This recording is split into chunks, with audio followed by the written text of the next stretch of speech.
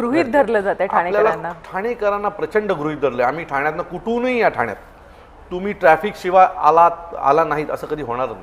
तुम्हाला चारी बाजूने ठाण्यात येताना ट्रॅफिक हे लागतंच. त्यामुळे ट्रॅफिकची समस्या भयानक आहे ठाण्यामध्ये.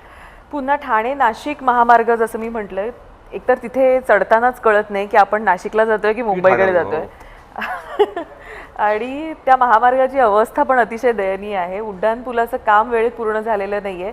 समृद्धी महामार्गाला जर लागायचं असेल तिथून तर 2-2.5 तास नुसतं समृद्धीला पोहोचायला लागतात. ह्या सगळ्या गोष्टी गांभीर्य नाहीये का? नाहीये, वचन नाहीये. उपमुख्यमंत्र्यांना लोक मनावर घेत नाहीयेत. आता काल परवाच्या दिवशी रात्री उपमुख्यमंत्री म्हणाले की 12च्या आत एकही गाडी आत येणार नाही. काल रात्री 8 वाजता ट्रक होते हो ठाण्यामध्ये. 8 वाजता ट्रक होते.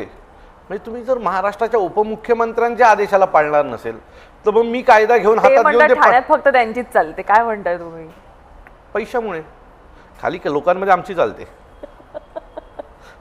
लोकांमध्ये आमची चालते. काय ना, तुमच्याकडे खूप पैसे आहेत म्हणून तुम्ही खूप मोठे झालात असं होत नाही ना. तुम्ही नगरसेवक विकत घेतलेत म्हणून तुम्ही मोठे झालात असं होत नाही ना. लोकांचं प्रेम पण असलं पाहिजे ना. ते ज्या नगरसेवकांनी तुमच्याकडनं पैसे घेतले, ठाण्यात माझी चालते, ठाण्याचे पोलीस फक्त माझं ऐकतात. हो ना, सरकार आहे म्हणून ऐकतात. आता ऐकतात का बघा, मुख्यमंत्री पद गेल्याच्या नंतर वाईट परिस्थिती आहे. अजून पुढे जाऊन वाईट परिस्थिती होईल.